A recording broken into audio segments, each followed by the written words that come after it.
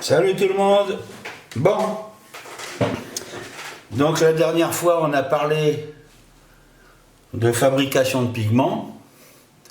Là maintenant je vais vous faire voir comment moi j'applique mes pigments. Donc sur une ruine là. Alors on va prendre des exemples sur les briques là qu'il y a. Sur le mur ici là. Donc vous avez déjà les photos sur pas mal d'endroits. Sur les murs là, ce sont des pigments aussi. Je vous expliquerai comment j'ai procédé pour les mettre. Voilà. Là, ce sont des pigments.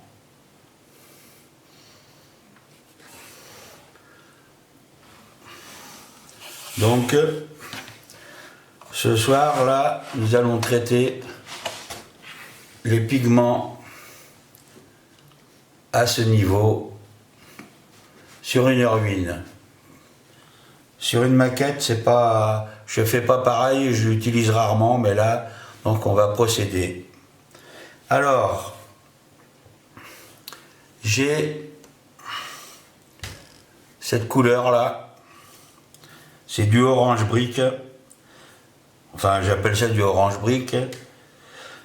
C'est des pigments senneliers numéro 037. Et là, j'ai les pigments senneliers 077, rouge brique. Le but en fait d'avoir ces deux couleurs là,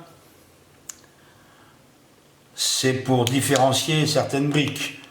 Et on peut adapter une autre couleur. Moi je vais vous faire voir avec ces deux couleurs là. Là j'ai du carmin, mais c'est beaucoup trop rouge. Beaucoup.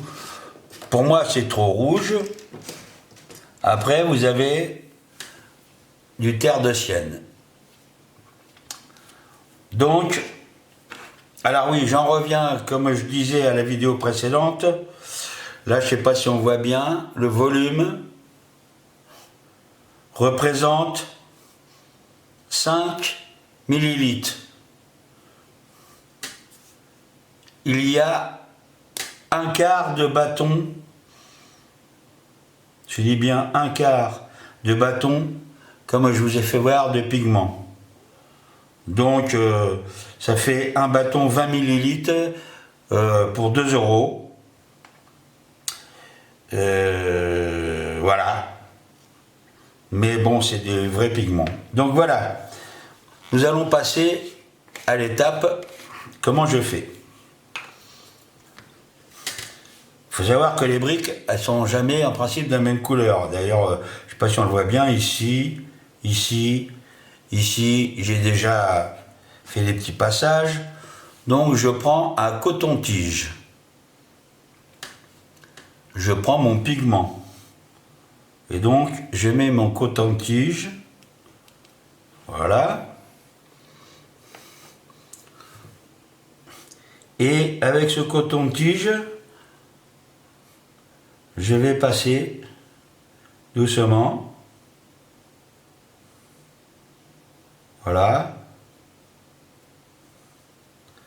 on le voit, ça devient un peu rouge, on souffle pour enlever l'excédent. Enfin, moi je souffle là, c'est pour vous faire voir. Parce que d'habitude, je laisse tous les pigments sur place.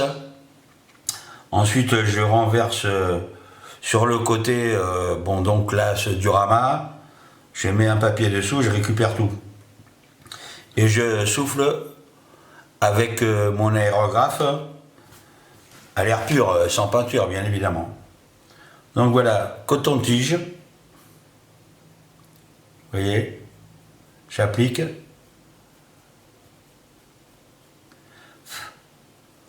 Et on voit la différence de couleur. Ici, partout, tout ce que vous avez au sol, là, tout ça, là, c'est des pigments qui ont été posés, qui s'en vont plus maintenant. Et je vais vous expliquer après pourquoi. Mais ils ne bougent plus. Donc vous voyez ici, vous colorez certaines briques avec cette couleur. Maintenant, faut pas que ça soit tout le temps de la même couleur. Donc eh ben, je vais vous faire voir avec ce orange brique, je rappelle, numéro 037. Donc ben, j'inverse mon coton-tige, hein, je prends pas cette partie-là, je prends l'autre. J'en mets un petit peu dessus. Voilà. Et on va frotter légèrement. Quand je dis légèrement, c'est légèrement. C'est pas appuyé comme un malade.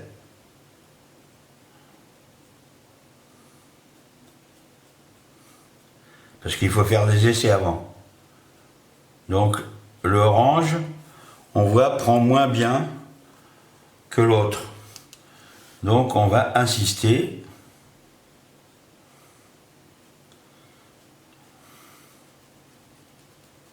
Mais ça se voit à peine, hein.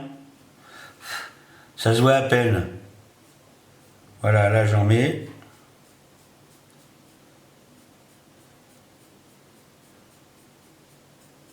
Voilà. Je ne sais pas si ça se voit à la caméra. Enfin, moi là je le vois bien. Là on a le rouge brique.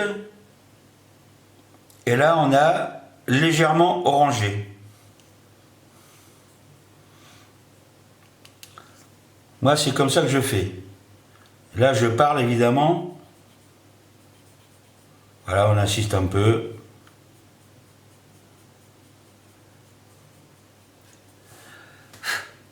Voilà. Ça donne... ça se voit pas beaucoup.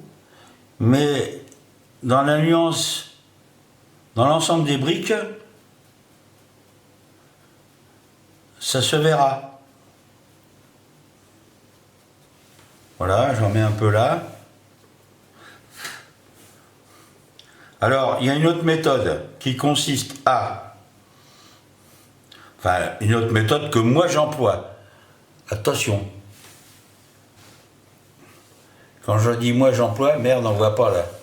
Je me suis décalé avec la caméra. Je sais pas qu'est-ce que j'ai branlé. Alors voyons, je suis où? Je suis là. Et voilà, c'est comme ça. Donc je disais, voilà. Là, je mets du orange. On voit là orange. Là orange. Là rouge brique. Excusez-moi, j'ai pas fait attention. Le décalage d'image. Voilà. J'en remets un peu. Allez, souffle.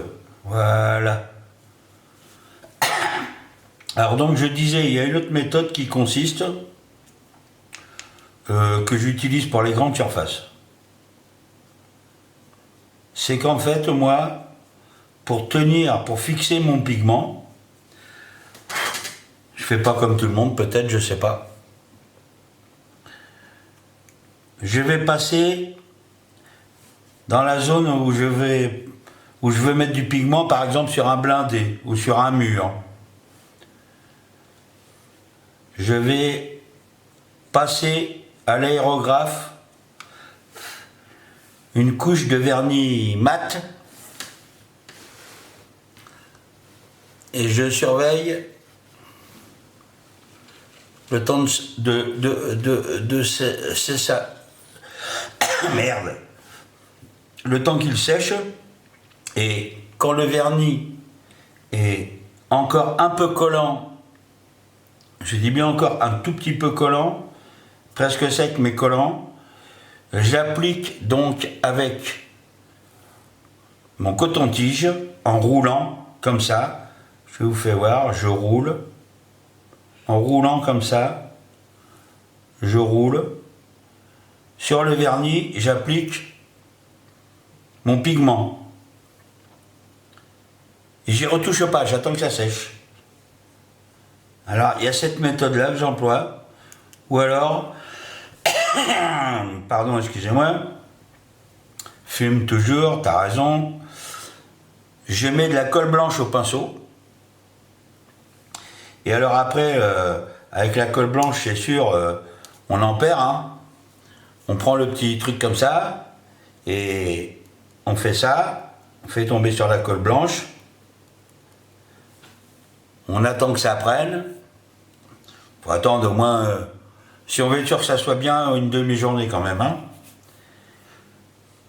Et après, il n'y a pas de souci. D'ailleurs, voilà c'est ce que j'ai fait là, je ne sais pas si on va le voir, que je ne me trompe pas avec la caméra, voilà, alors, faut que je vienne dessus. Quand la caméra est à l'envers, c'est un peu le merdier. Donc, voilà. Là, on y est.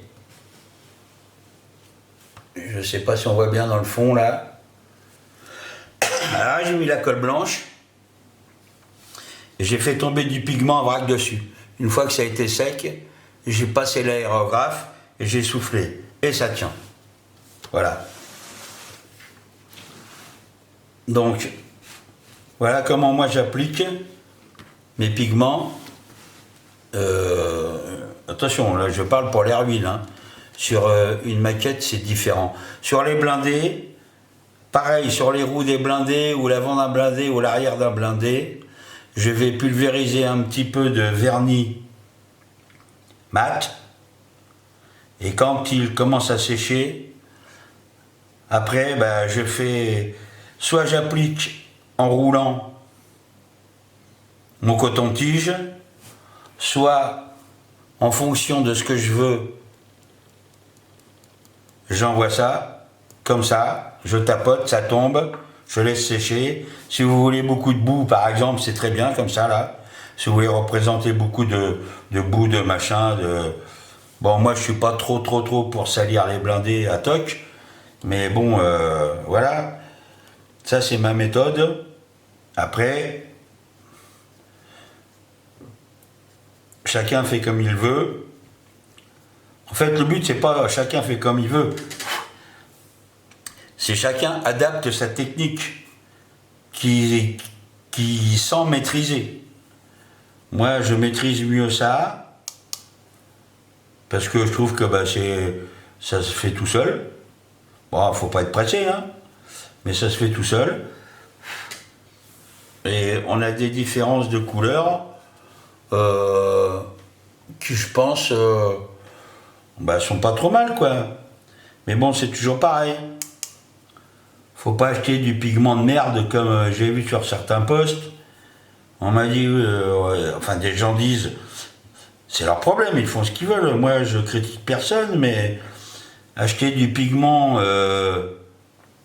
à Monsieur Bricolage ou je sais pas quoi pour de la peinture industrielle, c'est sûr que le pigment va pas être le même, hein. Faut pas rêver non plus, quoi, hein. Parce que s'il fallait comparer en volume la qualité du pigment sennelier, c'est-à-dire du pigment d'art par rapport à des pigments industriels pour la peinture industrielle, le gars qui fait colorer un pot de peinture blanche avec un pigment sennelier, 5 litres, il en a pour 10 000 euros, quoi. Hein? Enfin, je dis ça, je sais pas. Mais bon, c'est bien, chacun a sa petite idée. Vous voyez, moi j'applique ça. Vous voyez comment je fais? Alors, une fois que tout ça est fait, c'est pas dur. Un petit coup de soufflette à l'aérographe. Pip, pip, pip, pip, pip, pip. Et après, à l'aérographe, une couche superficielle de vernis mat. Ça va fixer l'ensemble. Là, il n'y a plus rien qui bouge, là, hein. Tout tient, quoi, hein, partout, hein. Même là, hein. Donc, une petite couche de vernis mat et vous fixez l'ensemble. Après, Sur les blindés, alors je vais pas vous le faire voir là parce que j'ai pas de blindé prêt pour ça, enfin de véhicule. Les pigments, des gens mettent des pigments sur les reliefs ou les nervures. Ils les fixent avec de l'essence F. Alors personnellement j'ai essayé, ça marche, c'est sûr. Moi je l'utilise pas parce que ça me plaît pas, parce que ça change la couleur du pigment un petit peu quand même. Et puis c'est une méthode qui me plaît, qui m'est pas déplaisante mais qui m'attire pas. Donc moi même sur un blindé, là, mon Tigre que je fais donc pour ce diorama là, que vous avez déjà vu en photo, à l'avant du Tigre et sur les roues, pour l'instant j'ai passé une fine couche de peinture très diluée couleur terre. Et quand je vais faire la finition de ce diorama, le Tigre va recevoir donc un voile au niveau des roues, du cul du Tigre et de l'avant, un léger voile, donc comme je disais, de vernis mat, où je ferai tomber de la terre couleur argile, parce qu'en Normandie, la terre elle est rouge-noire, c'est pas de la terre ocre comme dans le sud-ouest où moi j'ai vécu toute ma jeunesse là-bas, je sais comment elle est la terre. Et donc je ferai tomber un petit peu de ce pigment qui je sais restera de la couleur dont je l'ai poncé, enfin poncé, réduit on va dire, et ce qui permettra après d'avoir un rendu tout à fait fiable. Parce qu'en fait le pigment sur une maquette, c'est pour représenter des différences de tonalité de couleur. Vous pouvez très bien faire ça aussi avec les crayons AK. Mais bon, c'est pas pareil, le rendu n'est pas le même. Le pigment a quand même un petit relief qui fait que pour faire de la rouille, par exemple, c'est excellent. Voilà, je vous ai fait voir comment j'utilisais les pigments que je faisais donc. Donc je vous rappelle, voilà. Moi, c'est comme ça. L'angle de la maison, c'est du pigment. Donc j'ai mis du vernis projeté. Après j'ai fait tomber mon truc. Et il y a des endroits, c'est de la colle blanche. Voilà. Alors sur ce, je vous dis, dans une prochaine vidéo, je ne sais pas ce que je vais vous mettre. Le montage du GMC, peut-être. Puisque tout le monde débat sur la marque LR.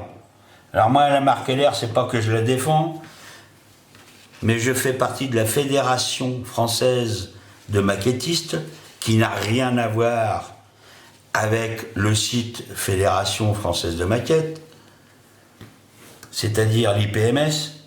Et l'IPMS, en principe, a des relations intimes avec Revel et LR. Donc voilà, LR, le GMC, il me va très bien, moi. A priori, c'est pas compliqué. Et puis bon, je fais des maquettes, hein, je colle pas du plastique. Donc c'est pas le souci. Donc je reviens sur mes petits pigments. Voilà, ça c'était une petite parenthèse. Hein. Peut-être que la prochaine vidéo, je la ferai sur le GMC. J'en ferai peut-être d'autres avant parce que le GMC n'est pas à l'ordre du programme. Donc voilà, les petits pigments. Alors celui-là, vous voyez, par exemple, il y en a pas mal. Hein. C'est un pot qui fait, on va comparer. Ça fait 17 millilitres. Donc on multiplie par 2. 34 millilitres. Donc 34 millilitres ou 38 millilitres chez les fabricants, je sais pas, Vallejo, MIG, AK ou autre, je sais pas, ça vaut 2,60 €. Là, si je veux un pot complet comme ça va me coûter un petit peu plus cher quand même, pour avoir la même valeur en volume. Ça va me coûter 2 fois ça, je veux dire, hein. Mais c'est donc ce pot à plein, ça va me coûter 4, allez, on va dire 4,50 €, 4,50 €, 5 €. Mais j'aurai du pigment de qualité, parce que du pigment 38 ou 40 millilitres ou 35 millilitres, je sais pas, à 3 €, enfin pour moi c'est pas du pigment de qualité. Voilà, je vous ai fait voir comment je faisais. Et puis, bah écoutez, les critiques sont les bienvenues. Moi, il n'y a pas de souci. Moi, j'explique ce que je fais et comme je le vois. Maintenant, les personnes intriguées par la chose, eh ben, ils fassent comme moi, hein. La meilleure solution, c'est le partage. Alors, je vous dis à bientôt. Je vous embrasse tous, protégez-vous bien. Et puis, j'espère que pour ceux qui me connaissent, et puis avec lesquels j'ai l'habitude de partager et qu'on se connaît depuis des années, on va bientôt se revoir pour une prochaine expo. Allez, à la prochaine!